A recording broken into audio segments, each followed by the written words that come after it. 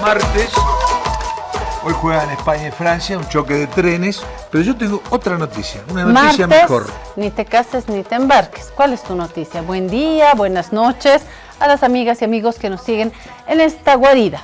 Tengo una noticia buena.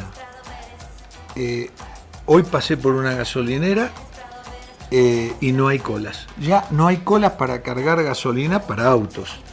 Falta diésel tal vez, ¿no? Eso tiene que ir normalizándose más.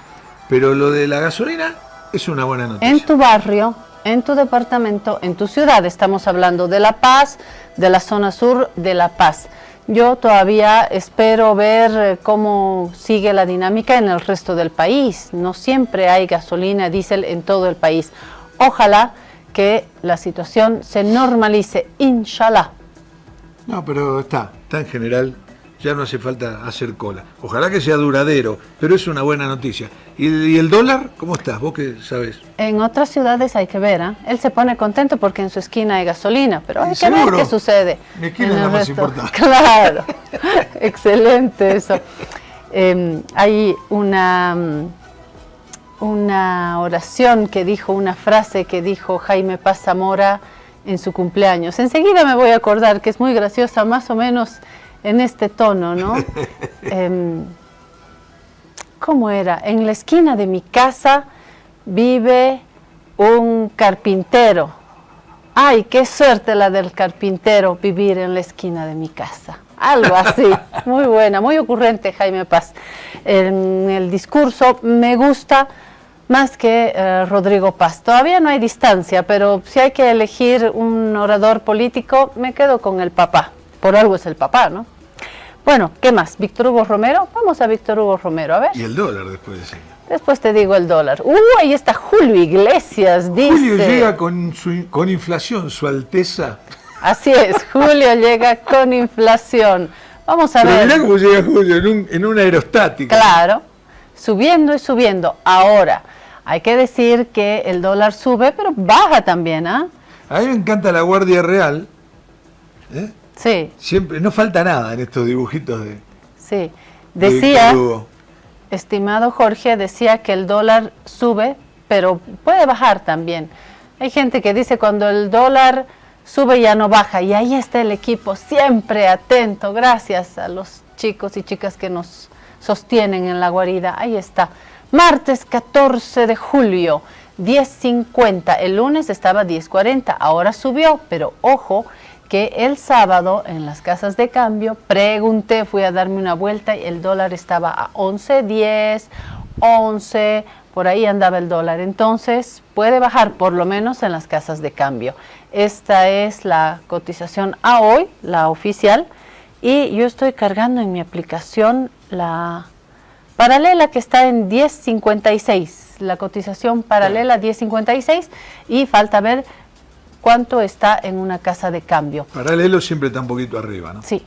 Ahora que veo la fecha, me estoy acordando que hoy es 14 de julio, Día de Francia. ¡Qué cosa! Antes de que Jorge haga el comentario futbolero, porque hoy juega Francia, se juega la vida frente a España. Antes de que Jorge haga el comentario, yo celebro el 14 de julio. Celebro ese 14 de julio.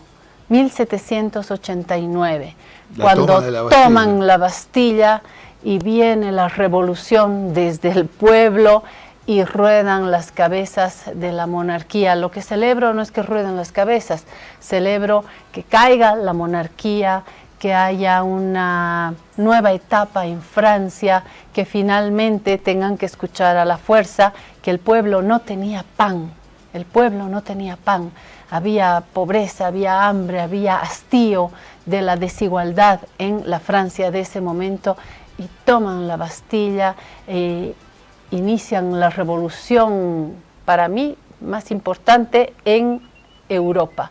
Esa es la Revolución Francesa, hoy se la recuerda así. Y hoy estos revolucionarios van a tener que enfrentarse a los españoles. Ellos no volaron la monarquía, ellos conservaron a sus reyes. Por eso le tengo simpatía a Francia hoy. ¿Para el partido? Sí. Entre los que conservan a sus reyes y los que no, pues yo me voy con los que han hecho rodar las cabezas de la monarquía. No me molestan los reyes. ¿Te gusta la monarquía? No, ni me gusta ni me deja de gustar, no me molesta, es un tema de ellos. Yo voy al fútbol. Fútbol es, ¿qué dicen? Voy al fútbol, es un partido que es, como dije, un choque de trenes. Francia vuela hoy. Mbappé vuela. No, todos vuelan. Realmente es un equipazo, tiene un gran técnico. Que Francia más que vuele, que Francia más que vuele. Viene a ser campeón mundial y subcampeón mundial y ahora ya es semifinalista mundial. Es un equipazo. ¿Los españoles? El tema es que los españoles le han ganado todos los últimos partidos. Vos fíjate que este chico Lamine Yamal tiene una carrera cortita así. Hoy cumple 19 años. Hoy cumple 19. Un bebé. Por eso, con una carrera chiquitita así, ya jugó 5 partidos contra Francia. ¿Sabés cómo salieron esos 5 partidos? Ganó España. Entonces, ¿Tú crees en la Biblia de las estadísticas o el fútbol nos puede dar sorpresas? Perdón, estos mismos jugadores españoles frente a estos mismos jugadores franceses, pese a que los franceses son unas máquinas, le ganaron 5 veces. Si le ganás una vez, puede ser una casualidad. Pero si le ganás 5, ya deja de ser casualidad. Me voy a la pausa. Yo te digo lo que preguntándole a Jorge otra vez. ¿Crees en las estadísticas a ciegas? No, a ciegas no. Muy bien. Yo sé que te doy a decir en nada mi definición de las estadísticas, para el fútbol por lo menos. Las estadísticas son como, ¿cómo te puedo decir? Como el condimento, ¿no? Muy bien. No son la comida, son el condimento. Pero algo ayudan, ¿no? Yo le voy a preguntar a Omar Velasco, que me está tocando ya la puerta de la guarida, ¿qué dice de las estadísticas? Es economista, vamos a hablar de las estadísticas, del dólar y de la economía, así que no se mueva, acompáñanos en esta guarida. Si te resfrías, consigue alivio de día, descanso reparador de noche y fortalece tu sistema inmune con Refrianex Sobres día y noche. Refrianex, siempre contigo, en cada momento.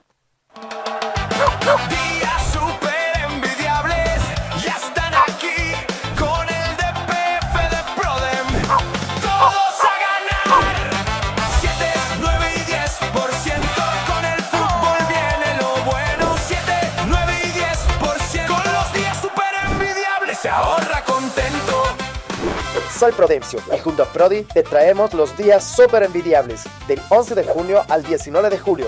Abre tu DPF de Banco Prodem y recibes 7% a 181 días, 9% a 361 días y 10% a plazos mayores. Abre tu DPF de Banco Prodem en los días súper envidiables y forma tu equipo ganador. Banco Prodem. Esta entidad es supervisada por ASFI.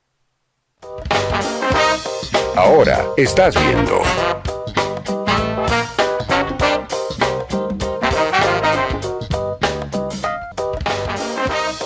Continúas viendo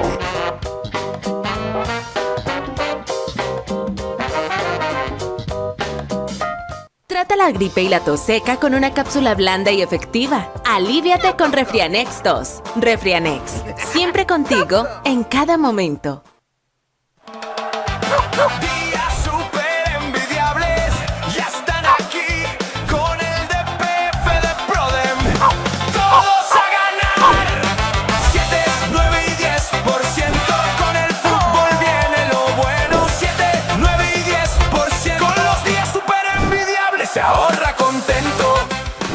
Soy Prudencio y junto a Prodi te traemos los días súper envidiables del 11 de junio al 19 de julio.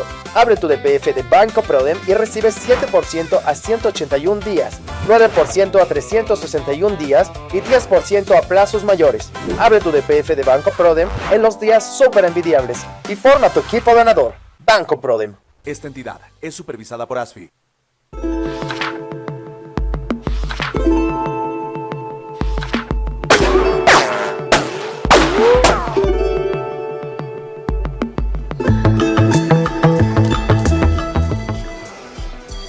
Esto es Bonnie and Clyde porque nos vamos a agarrar a tiros.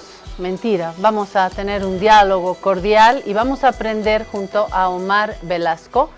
Pero antes quiero, como siempre, agradecer la amistad de Prodem. Ese perrito me encantó. ¿Ha visto cómo juega con la pelota? Como Jin Jin. Hoy Jin Jin ha dejado un ratito la pelota porque ha jugado desde que ha iniciado el Mundial, ¿no? Este es un regalo. Un regalo del embajador de China. El embajador de México le puso el nombre, que es Jin Jin, nuestra mascota, y se cansó hoy con la pelota. Está más cansado que los jugadores argentinos. Bueno, la diferencia es que Jin Jin es muy joven, a diferencia de los jugadores argentinos. Pero hoy me contaron un chiste hermoso. A ver. Los jugadores argentinos ya está, es una generación que está de salida.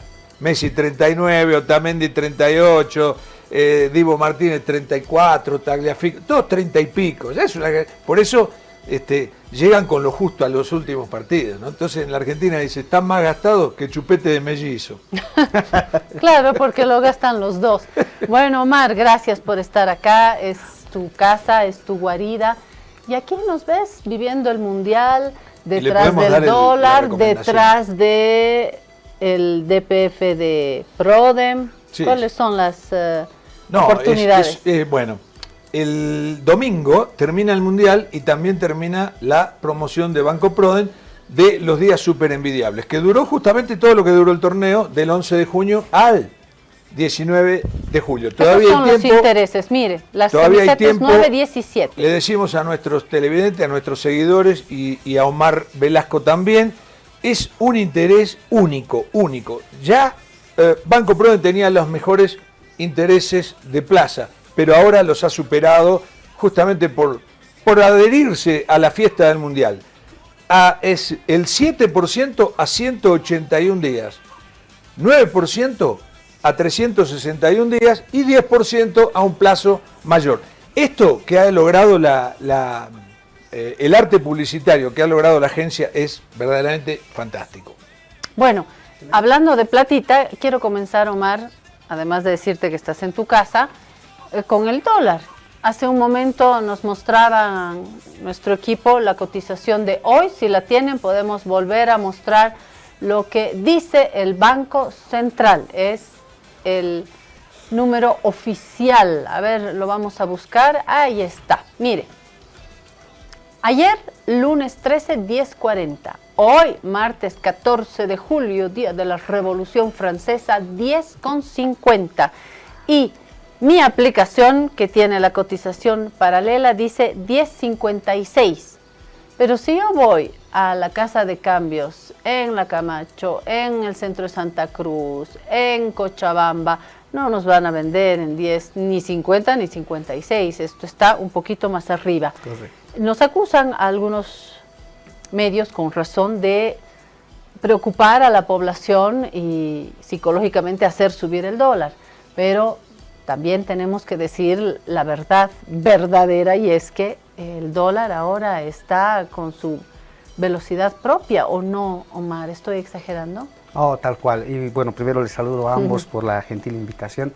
Mira, hay dos temas que nos distraen, el fútbol y los dólares. Así que el fútbol yo te lo dejo a ti, yo tomo la aposta del dólar. Hace 2 semanas que comienza a funcionar este régimen de cambio que el gobierno lo ha denominado flexible. La flexibilidad, Claudia, debería en principio, teóricamente, implicar cambios en los precios del dólar hacia arriba y hacia abajo, de manera que eso pueda estar fluctuando en una senda no establecida, es decir, de variación tendencial.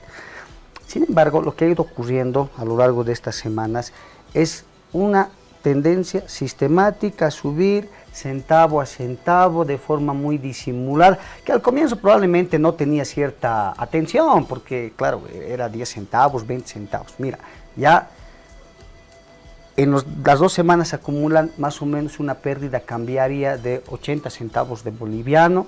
Si tomamos en cuenta el mes, estamos hablando de 1.50. Esto en un año se puede disparar al doble del precio oficial. O sea, no es una tendencia que no valga la pena analizar. Digamos, perdón que te haga la interrupción, pero digamos lo justo. Arrancó con 9.73. Así es. ¿Da? Y hoy está lo que veíamos recién. 10.50. 10.50. Son 27 y 50 son 77 centavos. 80 centavos. Pero, como dice Claudia, en la realidad, el viernes pasado yo fui a tratar de cambiar y me dijeron 11,10. Es el único Después de bajó la a lo mejor guarida unos que centavos. tiene plata. Es el único que puede ir a comprar dólares. ¿Necesitan? Es que yo vengo de Argentina, tenemos un... Estamos con Milei nosotros, estamos pero de primera. Pero como ustedes no están... segundo buen chiste de la mañana. Yo les presto, yo Segundo no tengo buen ningún chiste. problema. Está Les muy presto. Nosotros estamos en la semifinal del Mundial, tenemos a Milei. Se agrandó. Argentina. Se agrandó. Argentina. Se agrandó. Por eso nos tienen bronca. Por el optimismo nos tienen bronca. ¿Qué te iba a decir? No, en serio, 77 centavos en el término de 2 semanas. Parece una pavada, pero cuidado, estamos acercándonos al 10%, al 10% de aumento. Cuando el gobierno dice unificar el tipo de cambio, la pregunta es ¿qué con qué? Porque en realidad esa brecha cambiaria que representa la diferencia entre el tipo de cambio oficial y el paralelo, primero se podía haber cerrado de 2 formas. Tú, para cerrar la brecha cambiaria, o bajabas las expectativas de devaluación, estas expectativas especulativas que han hecho subir el precio del dólar de forma injustificada, como ha ocurrido antes del ingreso del presidente Paz, cuando el dólar pasa de más o menos 13, 14 bolivianos a cerca de 10, que es cuando el presidente recibe la gestión de gobierno, o haces lo que el Eso gobierno ha hecho. generaba confianza en el primer momento. Claro, esa es una forma de reducir la brecha cambiaria por, digamos, confianza en términos de lo que uno podía esperar de la gestión venidera. Claro, porque hay Pero que del otro contar lado, el run run hace subir también. correcto, por eso. La otra parte de la brecha se explica, el cierre de brecha en realidad que el gobierno hace viene por abajo. Valida este dólar paralelo, este dólar errático, fluctuante. Lo sincera. Ese sinceramiento en realidad es una cuestión, digamos, subjetiva, ¿no? Porque, claro, lo podías también sincerar a 12 bolivianos, Claudia. O sea, el sinceramiento es una cuestión relativa. Pero más allá del término que utiliza el gobierno, pues es un eufemismo para no reconocer que está devaluando la moneda de forma oficial. Mira, el problema está, te repito, ¿qué unificas con qué? Porque tú en el mercado tienes 4 tipos de cambio. Tú tienes el oficial, devaluado, tienes el tipo de cambio que el gobierno le llamaba referencial, que es el precio del dólar paralelo en el sistema financiero. Tercero, tienes el dólar cripto, el que está en las plataformas virtuales, el que tú acabas de ver. Y el cuarto es el dólar callejero, es el dólar de las casas Que de está. cambio. El de la calle, el de la realidad. Claro, el minorista, el que asumimos todos. Pero bueno, o sea, quiero decir que tú has reducido la brecha cambiaria frente al dólar bancario, pero todavía tienes un margen por reducir o por eliminar versus el dólar, digamos, de minorista. Entonces, o sea, el trabajo en sí mismo no se ha terminado, porque devaluar la moneda no implica que en el tiempo el precio del dólar no vuelva a subir, simplemente se ha achicado esta distancia. Pero, a ver, la pregunta más importante, porque la población dice, ¿por qué está subiendo el precio del dólar? Respondamos esa pregunta. Mira, tú tienes, el punto es de que tú tienes un mercado que es altamente concentrado, ¿no? Pocos bancos, ya los hemos comentado, y les traigo algunos datos adicionales. 2 bancos en el sistema absorben más del 50% de los dólares. Ellos son los que compran los dólares a los exportadores. Como son pocos, tienen poder de mercado. Entonces, ellos son los que en realidad tienen mayor capacidad de fijar un precio, de negociar un precio más atractivo a los exportadores. Claro, Uno de sí. esos bancos Entre los dos compró 12 compraron- millones de dólares hace poco. Y mucho más. Mira, No, a ver, 2 bancos compraron 28, creo. no, mira, por día se están transando alrededor de 17, 20 millones de dólares. Eso es lo que se transa. Pero 2 bancos compran alrededor de 10, 12 millones. Eso es por día. Cada uno. Claro. Ahora, ¿qué es lo que está ocurriendo estas 2 semanas? En realidad los datos lo que nos muestran, y esto está en la página del Banco Central, no es invento mío, hay una sobrecompra de dólares en el sistema financiero. los bancos están acumulando más dólares de los que están vendiendo al público. Mira, les voy a contar el dato del mes de junio. En junio son casi 900 millones de dólares los que los bancos compran a los exportadores, pese a la conflictividad, pese a los bloqueos y todo eso, 900 millones. Y luego venden tanto en el mercado preferencial, hay un mercado grande de importadores, y al menudeo, al detalle, en más o menos 790 millones. Haz las cuentas, la diferencia son un poco más de 100 millones de dólares. En estos primeros 8 o 9 días del mes, de nuevo, han comprado como 290 y han vendido 200. O sea, en 2 meses han acumulado como 200 millones de dólares. Obviamente, esto ha implicado una mayor demanda que ha presionado el tipo de cambio hacia arriba. Pero la pregunta central es ¿para qué los están comprando? Porque fíjate tú, si los bancos están comprando estos dólares porque saben que a partir del día de mañana tienen que devolver los dólares al público, porque aquí hay un convenio, un acuerdo con el Banco Central de que se va a dosificar la devolución hasta del 3,000. Corralito que tenemos en el país. Mira, si en realidad esta sobrecompra de dólares tiene ese propósito, yo diría que es una buena noticia entre todo, porque de todas maneras hay la necesidad de normalizar el sistema financiero. Pero en ese corralito, ¿los dólares los tenía el banco o los tenía el gobierno? Y ya, pero ese es otro tema, pero mira, no, o sea, porque lo que pasa es que si los tenían dólares... los bancos, ¿para qué comprar más? No, es que ahí nos vamos un poco a enredar, Jorge, porque lo que pasa es que estos dólares que los bancos los retienen son dólares que en realidad los usuarios financieros, los ahorristas, han depositado en el sistema. Lo que han hecho los bancos es invertir en un instrumento de canje de activos. Van al Banco Central, le dan esos dólares de la población, y los cambian por bolivianos, ¿no? Entonces, hoy el problema es que el Banco Central no tiene la liquidez suficiente para devolver a los bancos los dólares, y por tanto los bancos para devolver al público en general. Pero volvamos a tu explicación, Omar. Es que yo les quiero, mira, aquí tengo 2 hipótesis además. La primera tiene que ver con la importación de combustibles.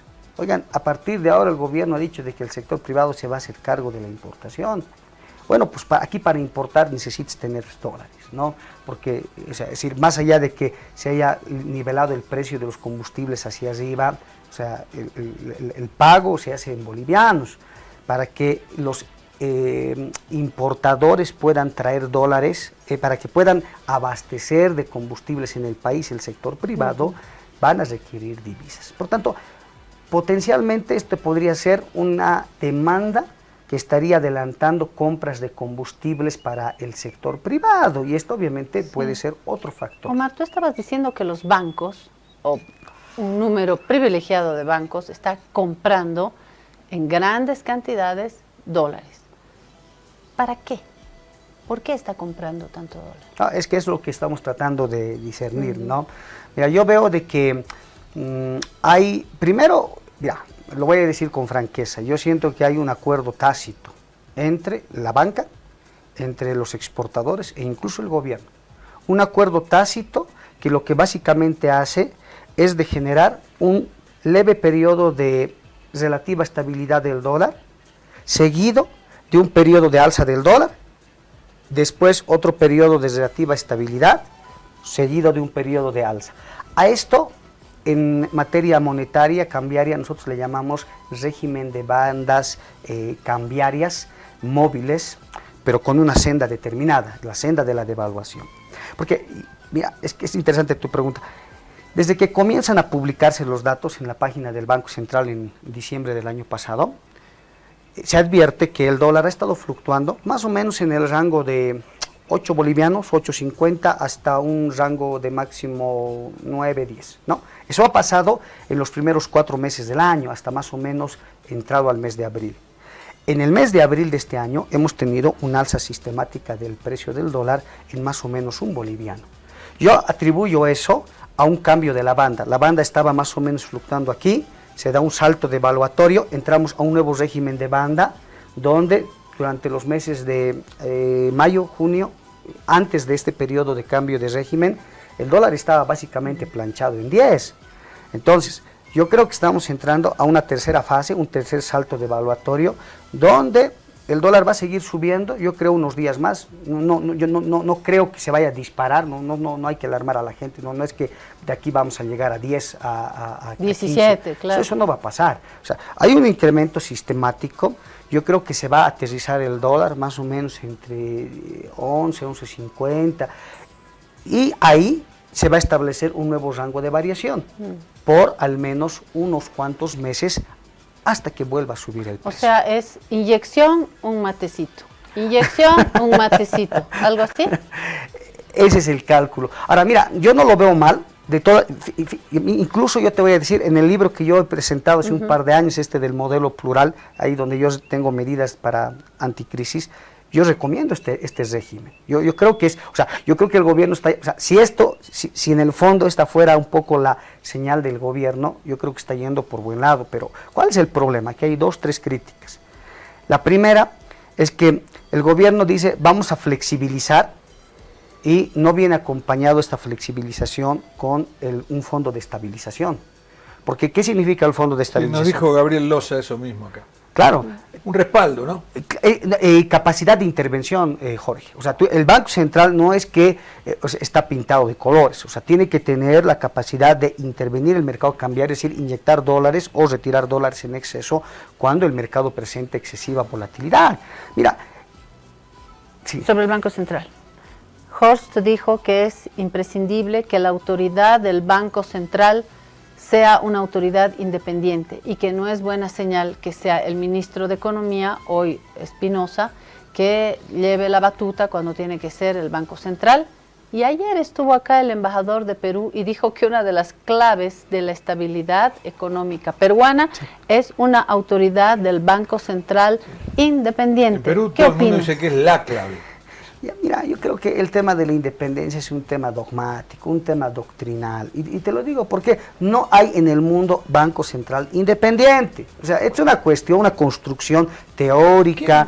¿Quién designa al presidente del Banco Central? Mira, pues depende la asamblea, ¿no? En la nuestra es la asamblea. Teóricamente debería ser la asamblea, pero digamos, como no se presenta la terna, entonces termina siendo elegido por el presidente del Estado.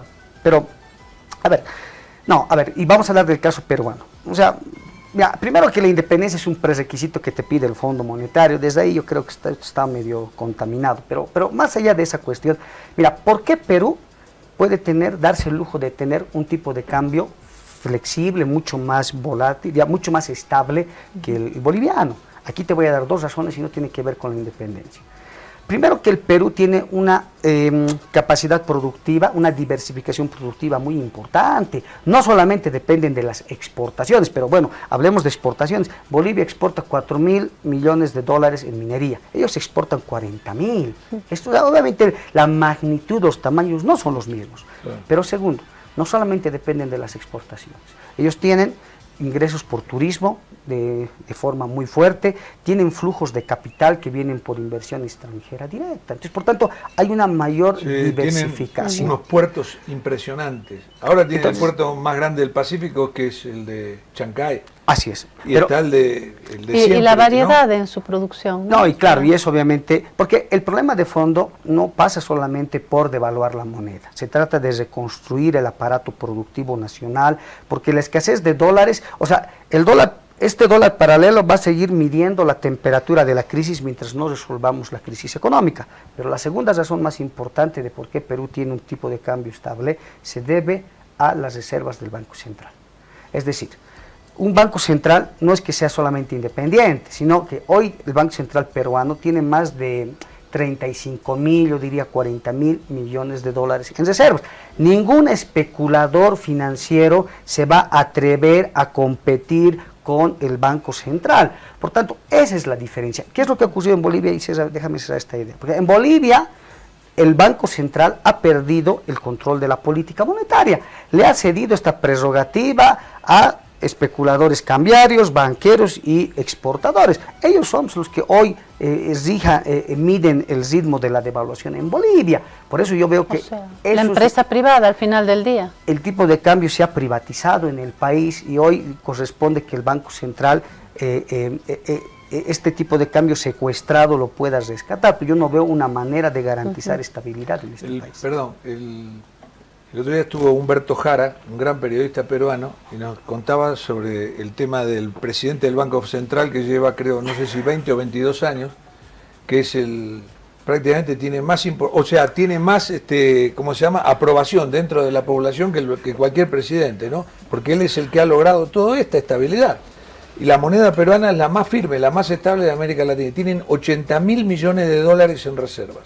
Perú. El economista, es una cifra fantástica para un país de la dimensión de Perú. El economista Gonzalo Chávez, que utiliza mucho las metáforas, dijo que el dólar puede ir a las locas por las calles o tener un policía que lo acompañe para que no agarre grandes borracheras, y que es lo recomendable que el Banco Central intervenga. La pregunta es, además de poner el letrerito cada día, ¿cómo interviene y si interviene el Banco Central, ¿no?, hoy en Bolivia? Mira, es que hay que ver desde nuestra historia, desde nuestras propias limitaciones estructurales.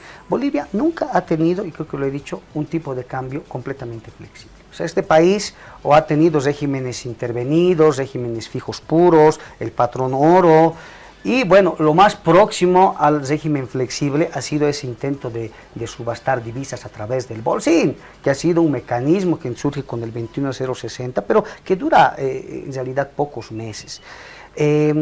A ver, entonces, aquí hay que partir entendiendo de que dejar fluctuar la moneda no es en sí el problema. El problema es que tú no tienes, por un lado, lo que Jorge has reclamado y tienes razón, la institucionalidad de un banco central creíble. Pero no solamente es la definición de la autoridad nombrada por una asamblea, no. Eso tiene que ver con el cumplimiento de reglas claras, con la transparencia de la información implementada. Te repito, o sea, el gobierno habla de un régimen flexible, ha dicho que iba a introducir bandas cambiarias y hasta ahora no sabemos, digamos, no tenemos novedad de cómo va a funcionar eso. Ha dicho de que va a haber este fondo de estabilización y no lo ha hecho. Entonces, esas cosas, Jorge, le quita a la autoridad monetaria credibilidad frente a la población. Pero del otro lado, y más importante aquí, porque aquí hay algunos neoliberales en el país de la década anterior que sueñan con tener un tipo de cambio totalmente fluctuante. O sea, a expensas del libre mercado. Claro, mira, y el problema en sí, aquí no hay que ser dogmático, el problema no es el mercado en sí mismo, o sea, porque el mercado finalmente es una institución que asigna recursos en la economía. El problema, Claudia, es que nuestro mercado es un mercado con fallas, es un mercado que no es competitivo. Este es un mercado, repito, altamente concentrado, donde, yo he escrito aquí, ¿no?, hay un oligopsonio. O sea, hay unos cuantos bancos que tienen el poder de definir el precio del dólar digamos, en colusión con los exportadores, y eso es lo que en realidad está marcando el precio del dólar. No es una cuestión que se vaya a resolver, porque los incentivos a la especulación todavía son altos, y mientras no resolvamos estas inconductas en el mercado, ningún régimen flexible va a poder darnos estabilidad de precios. ¿Cuáles son, otra vez, los sectores a los que más les puede doler este vaivén del dólar? Mira, el tipo de cambio genera efectos redistributivos. Quiere decir que beneficia a unos, perjudica a otros. La economía se divide en dos grandes grupos, los sectores de bienes transables y los sectores de bienes no transables. Los transables son sectores que generan dólares, producen dólares, y por tanto están beneficiándose de una tendencia devaluatoria en el tiempo. Hablo de exportadores, agroindustriales, cooperativistas mineros, banqueros que también transan con la divisa. Gente que gana y compra dólares y luego hace engordar los dólares. Claro, totalmente. Esos son los que en realidad terminan ganando. Sí, claro. Tengo una pregunta sobre el tema devaluación. ¿Era necesaria la devaluación? ¿Es tan perjudicial para un país? ¿Por qué se da? ¿Por qué era tan necesaria si lo era? Mira, creo que la decisión de devaluar la moneda en realidad ya estaba hecha por el mercado, así que no era el tema, la devaluación, sino el problema era cómo y cuándo. Y aquí entro un poco de nuevo a este análisis. Si esta era la brecha cambiaria a reducir, desde mi punto de vista, la idea era no solo atacar el lado de abajo, es decir, reconocer la devaluación oficial del dólar para poder unificar el mercado cambiario. No, había que atacar también la parte de arriba. ¿Qué quiero decir? Desinflar las expectativas de devaluación que había en la economía. Esto es lo que no se hace. Porque, fíjate, si el gobierno hubiera devaluado, Jorge, entre enero de este año hasta más o menos el mes de abril, el costo de la devaluación hubiera sido mucho más bajo, porque estamos hablando de un precio del dólar que se hubiera más o menos estabilizado en 9. Hoy tenemos unos 50 de bolivianos más y es consecuencia, repito, a haber demorado en esta política de estabilización de precios.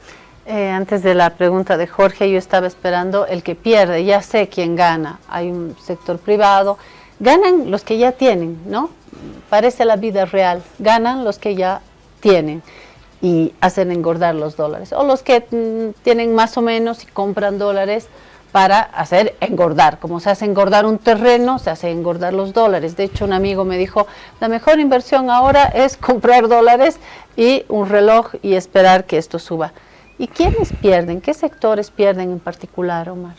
Mira, pierde la construcción porque los insumos para materiales de construcción en general son importados. Pierde el sector del transporte porque obviamente están, en la medida que el dólar continúe subiendo, el costo de la gasolina y el diésel se va a incrementar. Y esta idea del gobierno de congelar temporalmente los precios del combustible es solamente temporal. Pero el gran riesgo, Claudia, es que este decreto, el 5652, que es lo que congela el parque, el combustible, en realidad tiene una trampa, porque fíjate, lo que te dice es que el tipo de... A ver, el precio de la gasolina y el diésel depende del precio internacional multiplicado por el tipo de cambio y un factor de ajuste. Ese tipo de cambio va a comenzar a fluctuar desde mediados de enero del próximo año. Eso quiere decir que todos los días se va a incrementar los precios de los combustibles digamos, al son del dólar. Pero esta idea es muy importante. Mira, en realidad hoy yo diría que tenemos dos tipos de cambio, no uno. Y estoy hablando de un tipo de cambio oficial. Porque esto es muy paradójico. El gobierno, cuando saca este decreto que congela el precio de los combustibles, establece un precio fijo para la gasolina y el diésel de 10 bolivianos con 40 centavos. Este precio se va a mantener a lo largo de los próximos meses. ¿Qué quiere decir? Que si por alguna razón el dólar ya hoy ha subido allá a 10,50, mira, hoy ya estamos subvencionando la gasolina y el diésel respecto al tipo de cambio, porque de nuevo, o sea, YPFB lo que va a hacer es comprar gasolina y diésel a un precio fijo de 10,40. ¿Cuál es mi crítica? Mira, a YPFB le está asegurando un precio fijo, estable para sus compras de combustibles, y a la población lo que se les está ofreciendo es un tipo de cambio variable, incierto, con riesgos de seguir creciendo. Yo creo que esta es la prueba clara de que para poder ajustar la economía, para concluir estos procesos de ajustes macroeconómicos que son necesarios, es necesario darle certidumbre a la población, y eso solamente se garantiza con un tipo de cambio fijo. Pero yo creo que sí. Antes, Jorge, disculpa porque no quiero que se pierda, Omar. Acaba de hablar de la construcción como uno de los sectores que va a perder porque los insumos vienen del extranjero, hay que importar una gran cantidad de materiales para la construcción. Y tomo esta idea porque una parte no menor de la población, la que puede ahorrar, la que no puede ahorrar, tiene que ver cómo llega a fin de mes, la que más o menos puede ahorrar, puede incluso juntarse con la mamá, el primo, el hermano, el gato, el ratón y decir, invirtamos, compremos un departamentito para alquilar. No alcanza, compremos un terrenito, un parqueo. ¿Por qué? Por lo que siempre dice Jorge y lo he compartido contigo, Omar. Los gobiernos pueden destruir economías, pero no pueden derrumbar edificios. Y gran parte de las personas que pueden, tienen esa idea, comprar un inmueble para alquilar, para que su ahorro sea algo más sólido. Un inmueble es algo sólido. Con esto que dice Omar, un incremento en el precio de los insumos de construcción, obviamente me lleva a pensar que el precio de los inmuebles también va a subir, lo que me lleva a pensar que también se pone en riesgo esa salida sólida para guardar ahorros. De hecho, he visto ayer en medios de comunicación inmobiliarias que dicen todo el mundo se ha detenido, todo el mundo se ha quedado paralizado, están esperando a ver qué pasa, han devuelto terrenos. El sector inmobiliario no tiene que ver con grandes fortunas, también con gente que puede ahorrar, ¿no, ahí Omar? la que se perjudica es la gente, no los constructores. Porque el constructor, si vos mirás, si te pones a buscar departamentos o propiedades, todas están tasadas en dólares. Te dicen, sí, tomamos bolivianos al precio del día que está Claro. el dólar. Entonces, Sí. ellos no pierden. No, porque si hay un edificio que en este momento se está construyendo, 7 pisos, y le va a costar más traer grifería, bueno, materiales, luego no te va a vender un departamento, ejemplo, en $40,000. Él te va a cobrar su grifería, su madera, su cemento, ¿no Pero es ya cierto? una vez que fijó alguien que vende un departamento y lo vende a $80,000, Sí. por decir algo, una vez que lo fijó en dólares, ya no pierde, porque el dólar va aumentando. No hace falta que él aumente a $85,000. Él sigue en 80, si lo que va aumentando es el dólar. Hay que ver si la gente lo quiere comprar. Bueno, esa es otra. Pero también lo que yo digo que se pierde, la que pierde más que todo con este asunto, es la población. ¿Qué ¿Por dice Omar? Sí, Porque está, así como están los insumos para la construcción, hay millones de artículos que son importados. Para las medicinas, el café Por supuesto. que tomamos, todo es importado. Entonces, ¿qué pasa? Te van aumentando los precios. Hay una inflación a Claro. causa de la suba del dólar. Claro. Entonces, ¿quién pierde? Pero La entonces- población. Mira, ¿Qué dices, hoy Omar? el mercado inmobiliario está estancado, porque por un lado la devaluación y el nuevo régimen cambiario están provocando cambios en renegociación de contratos, y eso obviamente genera, digamos, una menor predisposición a comprar, al menos de forma inmediata. Del otro lado, no es que los vendedores se van a beneficiar con un precio necesariamente más alto, fruto de la devaluación, porque hoy en realidad ya no hay quien compre los terrenos, porque, o sea, cuando la moneda se devalúa, pierde poder adquisitivo, por tanto, baja la capacidad también de los compradores para poder comprar bienes inmuebles. Mira, en este contexto, y lo has dicho muy bien, Claudia, mira, en un contexto donde la escasez de dólares todavía es muy fuerte, obviamente uno tiene que buscar cómo proteger su patrimonio, sus riquezas, sus activos. Y yo lo que advierto es que esta devaluación y esta inercia devaluatoria, este aumento del dólar muy sistemático, está causando dos temas.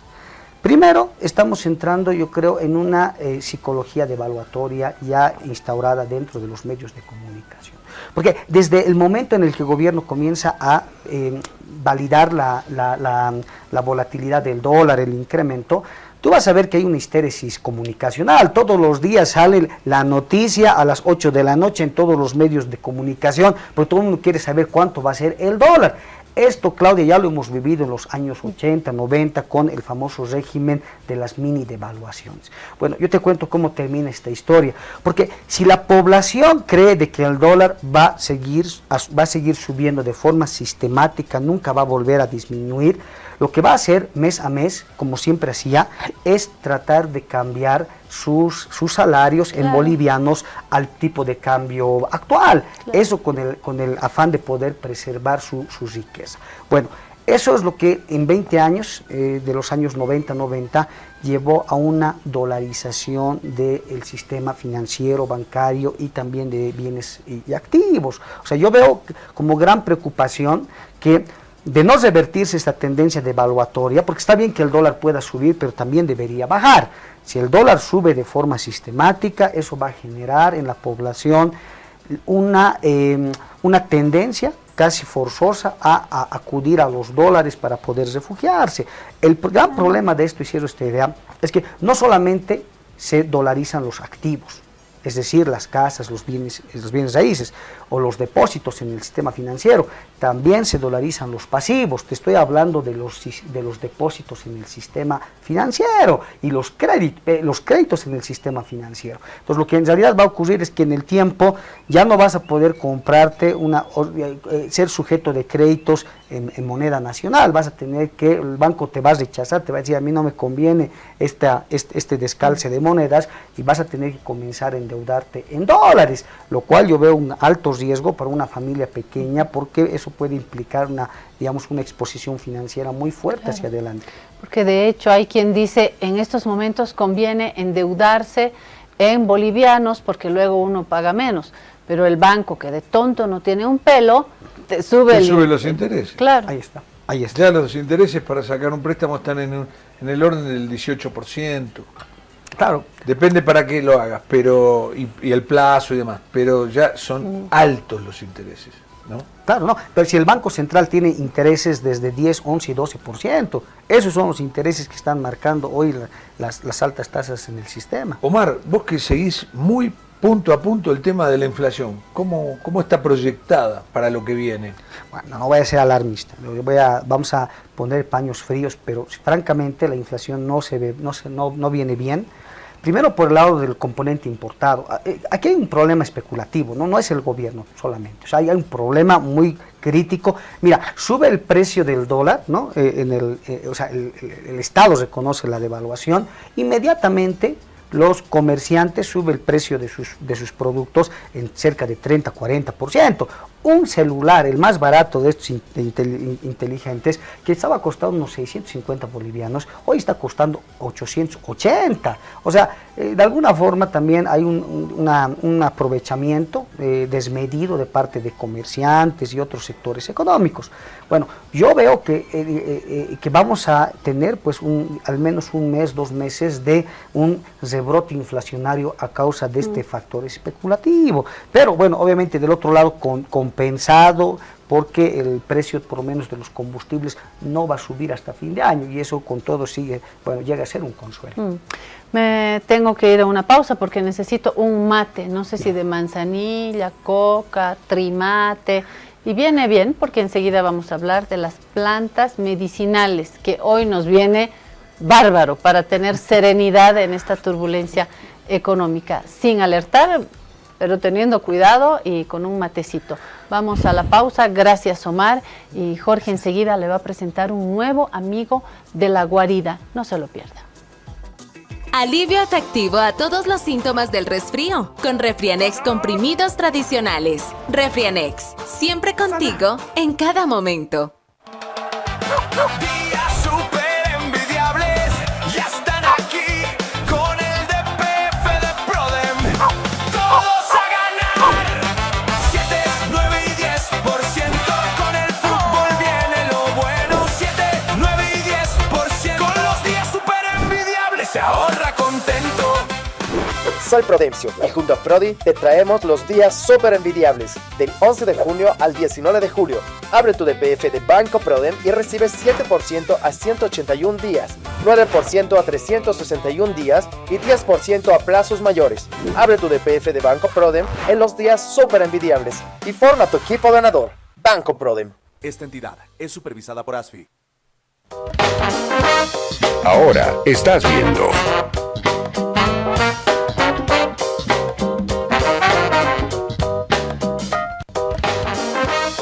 Continúas viendo.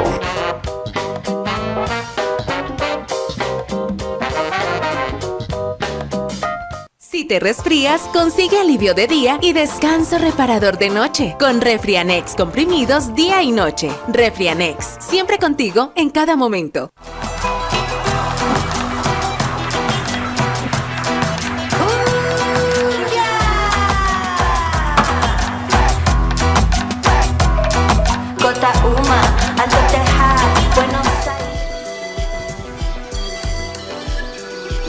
Bueno, no le vamos a pedir a Laurent Poulet, que está acá con nosotros. ¿Cómo va, Laurent? Mucho gusto. No le vamos a pedir que nos diga si va para Francia o para España, porque está cantado. Él es francés, pero es un francés que ha venido de muy pequeño a América y se crió en Paraguay, anduvo por otras partes de América y ahora ¿hace cuánto? ¿25 años que estás aquí? Sí, más o menos 25 años que vivo en Bolivia, llegué en el 97 en Bolivia. Y bueno, mi pasión es, como usted dijo, yo nací en Francia, pero me crié en Paraguay. Mis papás fueron allá cuando yo tenía 2 años. Mi idioma natal es el guaraní, es decir... Y bueno, el tema de las plantas, trabajé mucho con Médicos Sin Frontera, trabajé mucho en África, en Centroamérica. Bueno, por un cierto lado me siento un poco latino, viví 7 años en El Salvador. He trabajado casi en todos los países de América Central, muchos de América del Sur, y bueno. Y con muchas actividades diversas, pero si yo te pregunto, ¿qué te consideras? ¿Investigador, naturalista, diplomático, qué? Bueno, es un poco una mezcla de todo, pero en realidad más naturalista. Me crié en el campo, en Paraguay, teníamos una granja, y el tema agrícola también me interesa mucho, la parte de producción orgánica, un poco trabajar con los campesinos, divulgar un poco los conocimientos, porque veo también que muchas veces la gente que estudia agronomía o que estudia esas profesiones, hay una barrera o una diferencia con la gente del campo. Entonces creo que es un poco lo que falta, es divulgación un poco del... Son muy demasiado científicos y la gente del campo va a las cosas naturales, ¿no? A las cosas que te da la tradición. Sí, creo que es un poco el rescate de los conocimientos, es un poco compartir con los campesinos, complementar la parte científica con la parte popular, el rescate de los saberes. Yo que leo mucho y que también mi trabajo... Los saberes originarios, diríamos. Originarios y locales, sí, porque muchas veces vemos, mismo en los libros, yo que leo mucho, que estoy sistematizando muchos conocimientos también de autores, veo que los libros, por ejemplo, de 1890, principios del siglo XIX y del siglo XX, la famosa revolución agrícola, que hizo mucho mal al final por mejorar cierta cantidad de producción, pero no vimos las ventajas de las verduras, hemos visto más las cantidades que las propiedades, muchas formas de producir que eran mucho más naturales. Hemos llegado a la revolución verde que dijimos, bueno, no sé por qué verde, donde se empezó a meter químicos, donde se empezó a utilizar muchos productos químicos también para la agricultura, donde está dañando la salud más que otra cosa. Entonces, mi tema es un poco eso, es tratar de divulgar un poco los conocimientos, como en las plantas medicinales también. Claro, pero bueno, esta entrevista tiene una motivación. ¿Cuál es? Que Laurent está enfrascado hace muchos años ya en la clasificación de plantas medicinales. ¿Cuántas? ¿25.000? Sí, más o menos 25.000, porque como le dije, trabajé muchos años con Médicos Sin Frontera, fue un poco la acumulación de conocimiento en el terreno, pero también de libros, tengo como 500 libros sobre plantas medicinales, pero no solo de América del Sur, sino de África. Esas 25.000 plantas, hablamos no solo de Bolivia, sino de toda América. No, claro, de toda América. Yo estimo que en Bolivia, más o menos, el trabajo que estoy haciendo, tengo identificada más o menos 1.000 plantas medicinales de Bolivia. Claro, después hay también otras plantas que se van añadiendo. Claro, siempre se van encontrando alguna cosa nueva, ¿no? Sí. Alguna cosa nueva, vieja, o que se hace rescate de ciertos conocimientos. Por ejemplo, aprendí en literatura de la India, que la semilla de la coca, por ejemplo, es un buen insecticida. Yo que estaba produciendo café en Yunga, nunca supe que la semilla de la coca es un buen insecticida para rodear la plantación, por ejemplo. Sí, y también para fumigar, como también la chía. La chía es un buen insecticida, justamente rodeando las plantaciones contra las plagas, justamente. Entonces, sí. O sea que la misma naturaleza, la misma vegetación te provee de elementos para cuidarse. Claro, por ejemplo, estoy trabajando también sobre una aplicación sobre planta insecticida. Ya tengo identificada 1.800 plantas insecticidas y hay algunas plantas como el NIM, que es la más conocida, que tiene como 36 compuestos que son justamente insecticidas, repelentes, cosas así. Entonces, el mundo de las plantas, y hay un conocimiento popular que muchas veces la gente utiliza, pero no se divulga, o son libros que están en bibliotecas, en museos, que la gente no tiene acceso. O el precio. Por ejemplo, yo tengo un libro que compré que se llama Las plantas tóxicas con poder medicinal, es decir, que tengan... Y ese libro en Amazon cuesta $1,500. ¿Quién tiene acceso a eso? Claro. Entonces yo creo que realmente acá un poco mi idea, y tengo una asociación creada en Francia para encontrar recursos para poder hacer algunas aplicaciones que la gente del campo pueda tener justamente acceso a esa información, democratizar la información y no patentar todo y tratar de monetizar todo, es decir...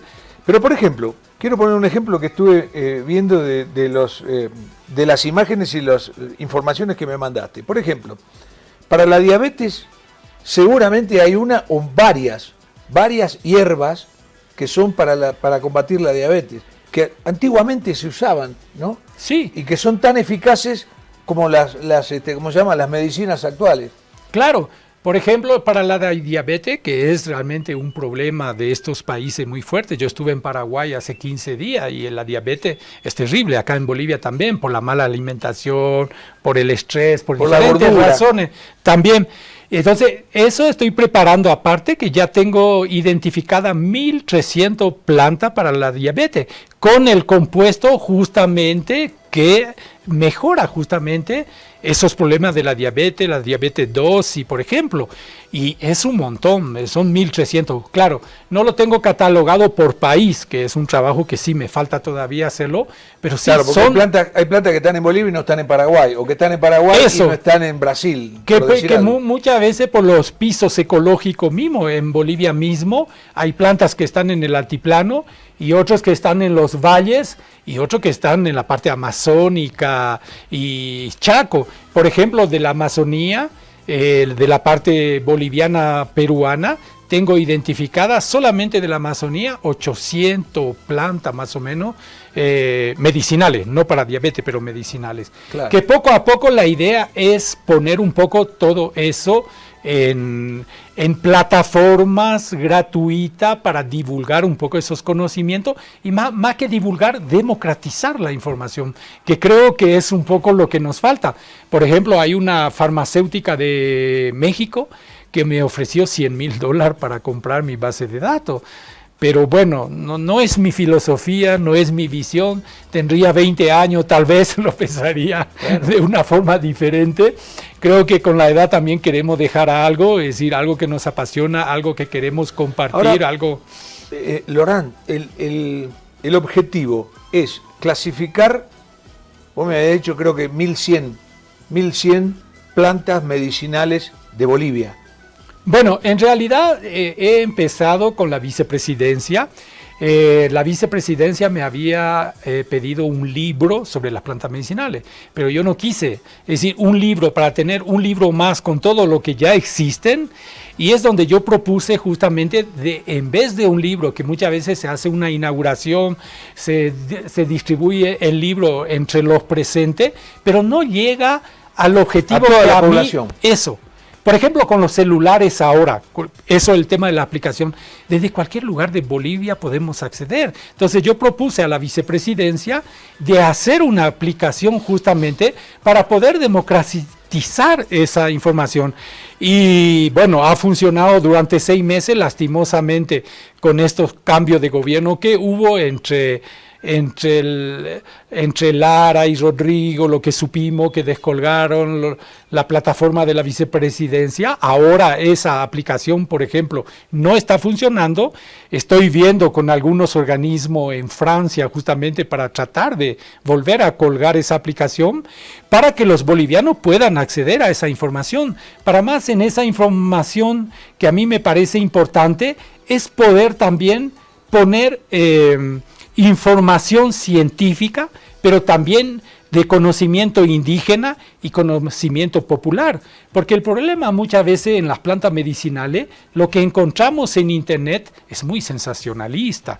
Muchas veces dice cura el cáncer, cura no sé qué, es decir, ¿entiendes? Es decir, Sí. muchas veces... Y no es tal. Y no es tal. Entonces tampoco. Y también los problemas que puede causar esas plantas, porque muchas veces Son esas tóxicas. plantas son tóxicas, como le dije.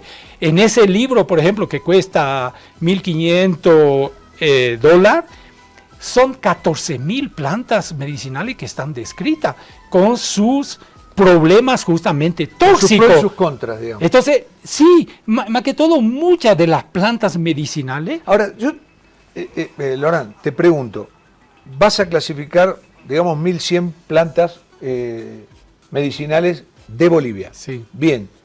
Y ponerlas en una aplicación, ¿verdad? Que la pueda bajar cualquier persona. Sí, que ya estaba funcionando. Sí. Claro. ¿El objetivo cuál es? Que una persona que no o que sí puede ir al médico o que no puede ir al médico, pero que dice, tengo un problema de próstata, voy a ver si hay alguna de estas plantas que me puede ayudar. Porque no hay, para la próstata no hay medicamentos, digamos, formales, por decirlo de alguna manera, pero puede haber plantas que sí te ayuden muchísimo para eso, ¿no? Sí, justamente es complementar muchas veces el conocimiento de la misma gente. Yo veo, por ejemplo, tuve un taller en Riberalta con gente del Madidi, con gente de Pando, y les pedí justamente que hagan un listado de las plantas útiles que ellos utilizan con los campesinos e indígenas.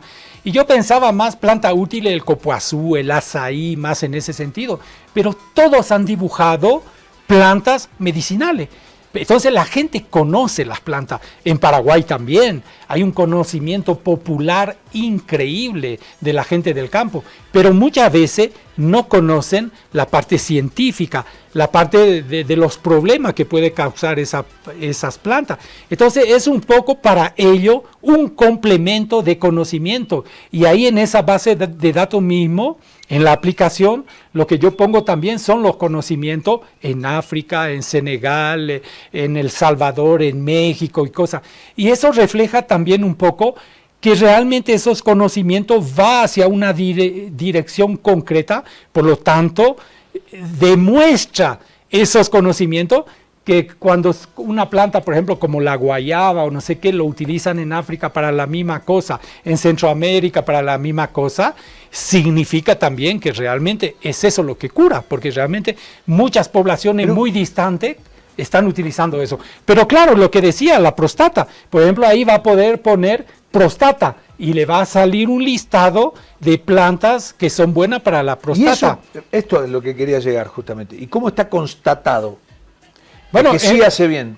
En realidad, por estudio científico, ahí podés clasificar también por estudio científico, si tú crees más en el tema científico, es decir, por los componentes, que son estudio de laboratorio, o por el conocimiento científico, indígena, que muchas veces lo interesante con el conocimiento indígena no es un compuesto aislado como en el tema científico, sino la planta en su generalidad. Y si tomamos, por ejemplo, en China o mismo los cayaguayas acá en Bolivia, por ejemplo, los cayaguayas, que ya eran los curanderos de los incas, por eso se respetaron sus territorios, su idioma.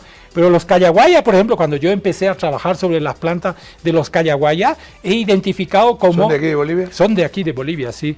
Justamente Charazán y toda esa región limítrofe con casi frontera con Perú. Pero son herbolarios, curanderos, que viajan mucho. Por ejemplo, Lesseps, que construyó el canal de Panamá. Fernando. Él, por ejemplo, recurrió a los cayaguayas, porque había muchas enfermedades como el beriberi, la fiebre amarilla, el paludismo. No, murieron cientos de miles de personas en la construcción del canal de Panamá. Pero también los cayaguayas... Se buscaba la forma de contrarrestar todas esas plagas. Y los cayaguayas fueron, que después llegaron ahí, y ellos justamente fueron lo que dieron justamente, que pudieron ayudar en curar esas enfermedades que los europeos desconocían. Entonces hay un conocimiento popular que muchas veces, a veces es difícil de explicar el por qué, pero que han curado a esa gente. Es decir, realmente...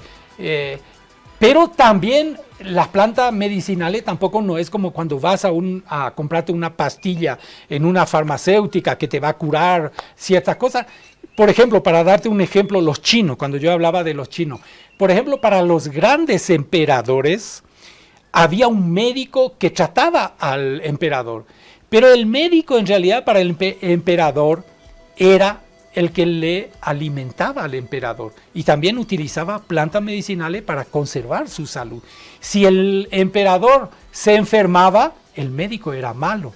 En cambio nosotros acá comemos casi toda nuestra vida comida chatarra, muchas veces tenemos ya enfermedades y ahí recién recurrimos a querer hacerse salvar por las plantas medicinales, pero no tenemos una... Entonces, la alimentación es la salud también, y las plantas medicinales muchas veces son preservativos también para poder conservar la salud, una buena alimentación, conocer un poco los compuestos químicos de las plantas y de los alimentos, que muchas veces no conocemos. Le vamos a pedir a Anaí en producción que nos muestre la lista, ¿no? Y la cantidad de plantas que hay, porque hay varios gráficos que lo muestran. Es increíble la cantidad de plantas que hay para cada cosa, ¿no? Ahí está, mirá, dice, base de datos, plantas útiles, es la herramienta fundamental que funciona como un simulador de uso de plantas. Ahí hay 14.000 o más de 14.000 plantas registradas. Sí, pero bueno, esta es otra aplicación, es sobre las plantas útiles, no sobre las plantas medicinales. Es otra aplicación que justamente voy a estar... De todo tipo. Sí, pero más que todo útil. Por ejemplo, le puedo dar un ejemplo cómo funciona. Yo que produzco café, por ejemplo, aprieto ahí cuáles son las sombras para café. Ahí me va a aparecer como 100 árboles sobre las 14.000. Porque el café necesita sombra. Sí, en general el café ecológico, el café de calidad necesita sombra en realidad. Y de ahí le puedo decir, por ejemplo, sí, pero también tengo unas vaquitas. Por lo tanto, quiero que estos árboles que sirven de sombra sea forrajero también. Aprieto sobre forrajero, ya me va a sacar y le sirve para las vacas. Sí, y también de ahí puedo pedir también que sea melífero, porque tengo... ¿Qué es melífero? Que da miel, es decir, que las abejas puedan hacer miel con esas mismas árboles. Entonces, esta aplicación es otra. En realidad son varias aplicaciones. Esta aplicación, por ejemplo... Ahí está, hay plantas ornamentales simplemente, ¿no? Sí, simplemente para gente que trabaja para las alcaldías, que trabajan en paisajismo, por ejemplo, pueden saber cuáles son las ornamentales o pueden saber también cuáles son las leguminosas que aportan nitrógeno al suelo para la agricultura. Ahí en esa base de datos mismo están como 2.000 plantas insecticidas también para la agricultura. Entonces podés jugar, podés ver también las famosas malezas que decimos, que para mí no son malezas, son plantas útiles. Por ejemplo, son 480 malezas, pero de ahí debe haber 300 que son comestibles y que muchas veces tienen más propiedades que verduras que estamos consumiendo. Tienen hierro, tienen calcio, tienen muchas cosas. Ahora, Bolivia que tiene, esto puede servir también para producir, ¿no? Claro, esta para por ejemplo... hierbas y venderlas, para exportar. Sí. Bueno, en realidad hay un potencial muy grande en la Amazonía, por ejemplo, y por eso también hay una de las aplicaciones es para la Amazonía, que ya está casi acabada, que la voy a lanzar en septiembre en el Congreso de Botánica acá en Cotacota, en La Paz, que es sobre 1.000 plantas útiles para la Amazonía, y entre esas tengo identificadas 175 árboles que resisten al fuego. Más que todo cuando vemos un poco los problemas de incendio que hay acá en Bolivia, es terrible. ¿No se queman? No se queman. Y algunos hasta le llamamos bombas de agua porque están llenos de, como el samuú, por ejemplo, el que está en Argentina, el palo borracho que llamamos. Palo borracho. Eso también es un árbol que resiste bien. Los tajivos también, porque tienen una corteza tan espesa que resisten al fuego.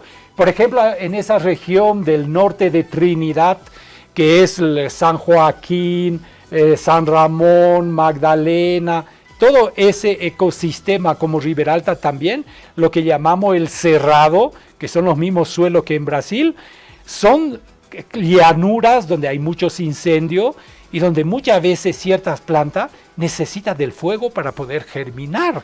Es decir, es todo un mundo, las plantas es todo un mundo. Por ejemplo, hay mucho, ¿no?, potencial en Bolivia, y ustedes que hablaban hace rato sobre Perú, que Perú está exportando muchas frutas amazónicas también a Europa y todo lado. Nosotros no, tenemos más un modelo de agronegocio, de soya, habiendo un potencial enorme en la Amazonía, en estas frutas que tienen muchas vitaminas, que tienen muchos minerales, el azaí, por ejemplo. Bueno, hay que ver un poco el modelo de negocio también, es decir, son temas muy amplios que se podría hablar horas. Claro, a mí lo que me llama la atención es la cantidad de utilizaciones que puede tener las plantas, ¿no? Y una misma planta. No solamente medicinales, que eso es muy bueno, pero también de todo tipo. Mira, acá en esta base de datos, en este simulador de uso que llamo yo, son 72 posibilidades de uso de esa planta, que sea maderable, que sea alimento, que sea nueces, que sea medicinal, que sea protector de suelo para la erosión, que sea antiincendio, que resista a los suelos ácidos. Es decir, son 72 posibilidades que tiene en esta aplicación, que serviría de ayuda a los campesinos para saber qué plantas necesitan para ello, como seguridad alimentaria también. Muchas de las malezas son comestibles o son medicinales, que muchas veces la gente no conoce. No lo sabe, la gran mayoría de la gente no lo sabe. Yo lo que te pregunto es, justamente, ¿un ingeniero agrónomo sabe de todo esto? No, porque en general no se le enseña eso es un poco... Acá yo también rescato un poco mis conocimientos de haber trabajado en agricultura justamente en El Salvador, en México, en África y todo, y la literatura también. Entonces es una recopilación de información de los usos de esta planta en diferentes países. Por ejemplo, cuando digo la sombra de café, acá en Bolivia utilizamos 5, 6, 7, 10 árboles máximo en sombra de café.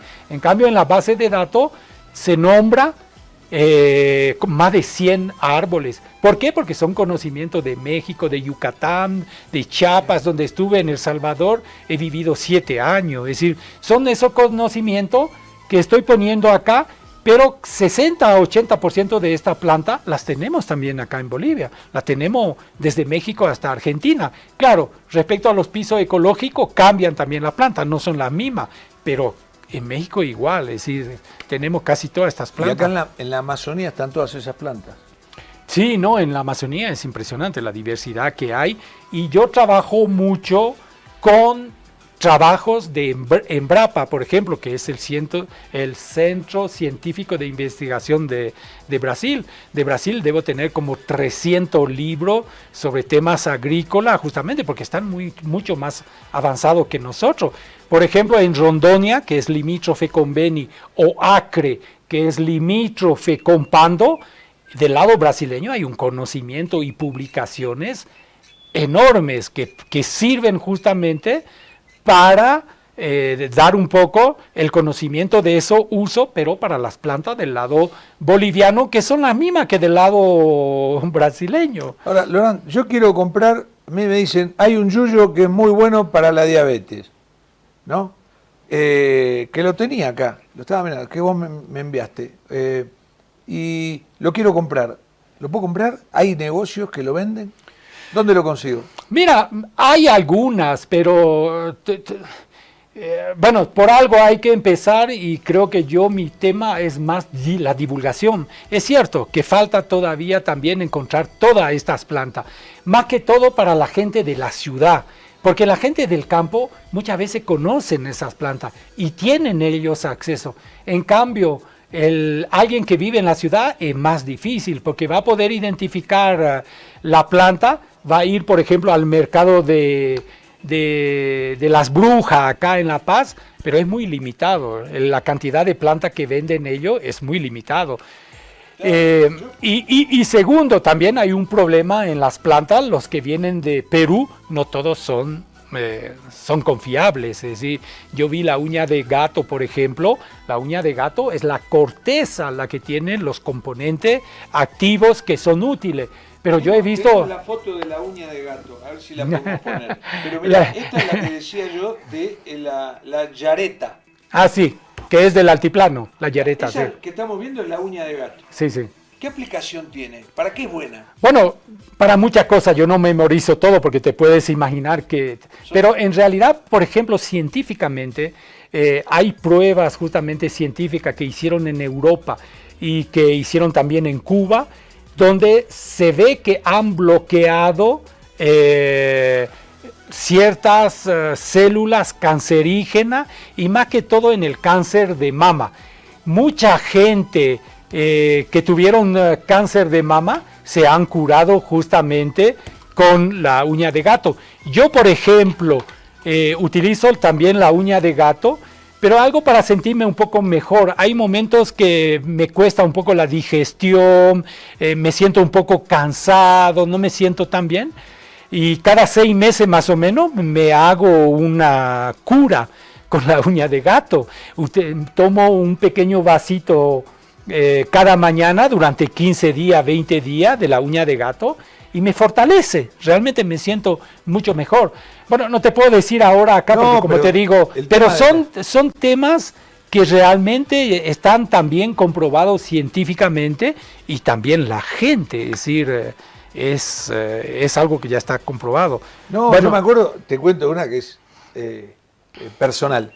Me acuerdo que mi papá, cuando tenía un problema hepático, un dolor de hígado que estaba mal, buscaba malvarrubia, que era una hierba amarguísima, tremenda para tomar, pero bueno, se tomaba un vaso de malvarrubia a la mañana y chau, no tenía más problemas de hígado ni de hepático. Era realmente comprobado que le hacía bien. Sí, sí. Y como eso debe haber miles. Sí, bueno, y también una constancia en la gente, como dije, tiene que haber una constancia, hay que creer también en la planta. Hay gente que no cree y no le hace nada. Yo creo que también tiene un rol eso. Por ejemplo, cuando hablaba de próstata, por ejemplo, la cola de caballo también, que es muy bueno, pero hay que hacer cuidado también con la cola de caballo. La cola de caballo, por ejemplo, tiene mucho sílice, que tal vez por eso mismo está haciendo bien a la próstata, porque al final está el sílice gastando para que no se cierre justamente. Pero yo he visto en la zona de Sorata, por ejemplo, muchos viejos que se han vuelto ciegos justamente por el sílice. Entonces, el tema de las plantas medicinales tiene un poder curativo, pero como dije también tiene un poder que también es arriesgado de la utilización. Hay que saber utilización, el consumo. Por ejemplo, no hay que utilizar más de 15 días o algunas plantas hasta un mes, pero hay gente que utiliza meses y meses y meses y le afecta también. Es decir, no hay que exagerar también. Entonces es todo un tema. Y en esta aplicación justamente, porque uno no puede memorizar todo, ahí justamente yo insisto mucho en los efectos. Cosa que en internet muchas veces no encuentras. Pones solo el lado bonito de la planta. Por ejemplo, te puedo contar un poco una anécdota, la del COVID, por ejemplo, a nivel rescate de saberes. Yo que estuve en el mes de agosto, cuando realmente el COVID estaba de lo más fuerte, fui en bus hasta la Chiquitanía, donde había como 30 comunidades indígenas, en la Chiquitanía, donde estaban todos con COVID. Y todos se han curado con el cutuqui, que científicamente le llaman Petiveria aliacea, el nombre científico de esa planta. Y fue impresionante, pero es una de las plantas tóxicas para el ganado. El ganado hasta aborta y hasta algunos ganados cuando comen demasiado se muere. Y yo cuando hablé a el cutuqui. Por el cutuqui. Es una plantita chiquita que huele un poco al ajo, que es, si buscas en internet con el nombre científico que es más fácil, Petiveria aliacea, vas a ver esa planta.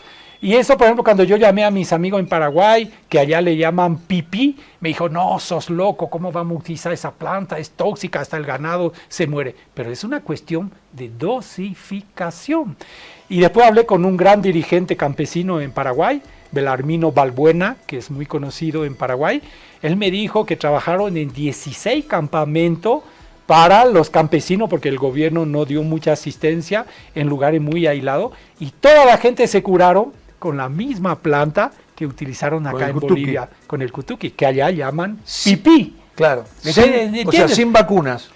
Sin vacunas. Entonces, hay un rescate también de conocimiento de las poblaciones en momentos de crisis o de urgencia, que es muy interesante con las plantas medicinales. Y que muchas veces, mira, tenemos datos exactos de la OPS, la OMS, que son organismos multilaterales internacionales, que en realidad en estos países, como en África también, 70 a 80% de la población utilizan todavía plantas medicinales. Y con eso se curan. Y con eso se curan. Qué lindo enterarse de esto, ¿no? Y además saber que estamos en América, donde está plagado de esas plantas que son tan buenas, ¿no? Sí, y que muchas veces, como a mí me propusieron también de comprarme las farmacéuticas, muchas veces las farmacéuticas compran saberes y se venden a un precio astronómico, que en muchas de esas poblaciones por el precio no tienen acceso. Entonces yo creo que realmente tenemos que democratizar la información, divulgar, enseñar.